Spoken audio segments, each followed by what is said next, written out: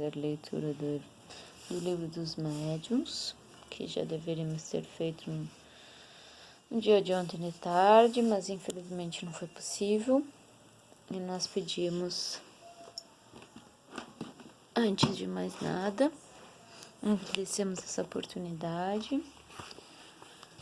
E vamos ler uma passagem, um livrinho de oração chamado Vigiai e Orai, onde diz: não nos deprimamos com a crítica e nem nos envaideçamos com o elogio. Não nos avaliemos pelo que os outros são ou deixam de ser. Tomemos unicamente a Jesus, por exemplo, do que precisamos vir a ser um dia. Em quase todos, certas virtudes compensam os vícios que ainda possuem. Lutemos para que a nossa parte positiva supere a negativa que ainda predomina, no exercício constante do bem em que nos fortaleceremos. Uma grande verdade. Nossa parte negativa ainda é mais forte que a positiva.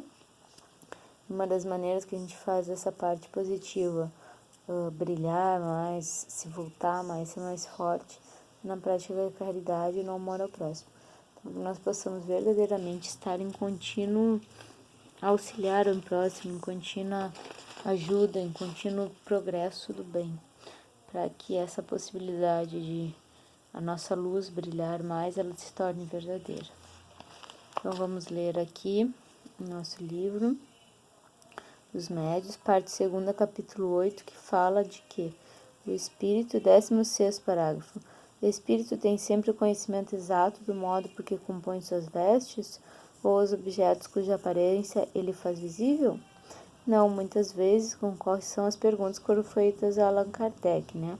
Então, Allan Kardec responde: não, muitas vezes concorre para a formação de todas essas coisas, praticando um ato instintivo que ele próprio não compreende, se já não estiver bastante esclarecido para isso. 17ª pergunta. Uma vez que o espírito pode extrair do elemento universal os materiais que lhe são necessários à produção de todas as coisas e dar-lhes uma realidade temporária, com as propriedades que lhe são peculiares, também poderá tirar dali o que for preciso para escrever, possibilidade que nos daria explicação do fenômeno da escrita direta, até que afinal chegasse ao ponto, ou seja, o espírito vai raciocinando, ele vai perguntando, vai raciocinando, se o espírito, né, que está fazendo a comunicação mediúnica, se ele é capaz de criar as possibilidades, já que ele pode dominar, né, a capacidade de extrair o fluido universal, ou seja, aquilo que constrói a matéria. Se ele tem essa possibilidade, se ele tem esse aprendizado, ele consegue. Então, daí, o irmão, né, no caso Allan Kardec, responde que até que enfim chegasse ao ponto. Daí uma nota: era com efeito aí que queríamos chegar com todas as nossas questões preliminares. A resposta prova que o espírito lê o nosso pensamento, que ele está aprendendo também, né? 18º, pois que a matéria de que se serve o espírito carece da persistência, como é que não desaparecem os traços da escrita direta? Se a matéria carece de persistência, como é que não desaparecem os traços da escrita direta? Ele responde: não faças jogo de palavras. Primeiramente, não empreguei o termo nunca. Tratava-se de um objeto material volumoso, ao passo que aqui se trata de sinais que, por ser útil conservá-los, são conservados. O que quis dizer foi que os objetos assim compostos pelos espíritos não poderiam tornar-se objetos de uso comum por não haver neles realmente agregação de matéria, como nos vossos corpos sólidos. Então ele pergunta: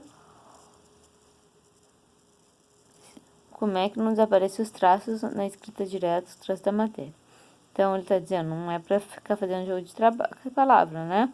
É um objeto material, volumoso, né? O que quis dizer foi que os objetos, assim compostos pelos espíritos, não poderiam tornar-se objetos de uso comum por não haver neles, realmente, a agregação de matéria como nos nossos corpos sólidos. Ou seja, não tem como nós encarnados ficarmos usando os objetos que são construídos através do que o espírito consegue fazer, da agregação de matéria, de fluido universal que o espírito consegue fazer. Porque aquilo ali é uma coisa muito diáfana, uma coisa muito momentânea. E para que nós, humanos, possamos ficar utilizando um objeto, aquele objeto tem que ser uma agregação molecular muito grande, muito forte, e não etéreo, como é que os espíritos produzem. 18º. Não, essa foi. Pergunta 129. A teoria acima se pode resumir desta maneira. O espírito atua sobre a matéria, da matéria cósmica universal, tira os elementos de que necessita para formar a seu bel prazer objetos que tenham a aparência dos diversos corpos existentes na Terra. Pode, igualmente, pela ação da sua vontade, operar na matéria elementar uma transformação íntima que lhe confira determinadas propriedades. Esta faculdade é inerente à natureza do espírito, que muitas vezes a exerce de modo instintivo, quando necessário, sem disso se aperceber. Os objetos que o espírito forma têm existência temporária, subordinada à sua vontade, ou a uma necessidade que ele experimenta. Pode fazê-los e desfazê-los livremente, isto é, tornarem-se momentaneamente visíveis e até mesmo tangíveis. A formação, porém, não criação. Atento, porque nada o espírito atento que do nada o espírito nada pode tirar. Então, a formação da matéria ocorre através do fluido cósmico universal, pela capacidade, pelo aprendizado que o espírito tem de construir elementos etéreos. Sempre elementos etéreos, jamais elementos da mesma estrutura material que os corpos que nós conhecemos, porque esses elementos têm um grau de, vamos dizer, compressão molecular muito maior que os elementos que os espíritos compõem. Pergunta 130. A existência de uma matéria elementar única está hoje quase geralmente admitida pela ciência, e os espíritos, como se acaba de ver, confirmam. Todos os corpos da natureza nascem dessa matéria, que, pelas transformações por que passa, também produz as diversas propriedades desses mesmos corpos. Desculpa. Então, vamos lá. Todos os corpos da natureza nascem na matéria, que pelas transformações por que passa, também produz as diversas propriedades desses mesmos corpos. Daí vem que uma substância salutar pode, por efeito de simples modificação, tornar-se venenosa. Fato de que a química nos oferece numerosos exemplos. Toda a gente sabe que, combinadas em certas proporções, duas substâncias inocentes podem dar origem a uma que seja deletéria. Uma parte de oxigênio e duas de hidrogênio, ambos inofensíveis, formam a água. Juntai um átomo de oxigênio, tereis um líquido corrosivo. Sem mudança nenhuma das proporções, às vezes a simples alteração no modo de agregação molecular basta para mudar as propriedades. Assim é que um corpo opaco pode tornar-se transparente e vice-versa, pois que ao espírito é possível tão grande ação sobre a matéria elementar. Concebe-se que ele seja dado não só formar substâncias, mas também modificar-lhes as propriedades, fazendo para isto a sua vontade o efeito de reativo. Então, de verdade, né? Tudo é matéria. Tem a matéria que nós usamos aqui, elementar, tem a matéria que os espíritos são capazes de criar. Existem vários tipos de matéria. E aqueles que dominam as matérias, eles são capazes de realizar, fazer mais intentos, né? Realizar mais coisas, auxiliar mais, várias coisas. E por último, número 131. Essa teoria nos fornece a solução de um fato bem conhecido, o magnetismo, mas inexplicado até hoje, o da mudança das propriedades da água por obra da vontade. O espírito atuante é o magnetizador, quase sempre assistido por outro espírito. Ele opera uma transmutação por meio do fluido magnético que, como atrás dissemos, é a substância que mais se aproxima da matéria cósmica ou elemento universal. Ora, desde que ele pode operar uma modificação nas propriedades da água, pode também produzir um fenômeno análogo, ou seja, semelhante, com os fluidos do organismo, onde o efeito curativo da ação magnética convenientemente alegra. Sabe-se que capital desempenha a vontade em todos os fenômenos do magnetismo. Porém, como se dá a explicar a ação material de sutil agente?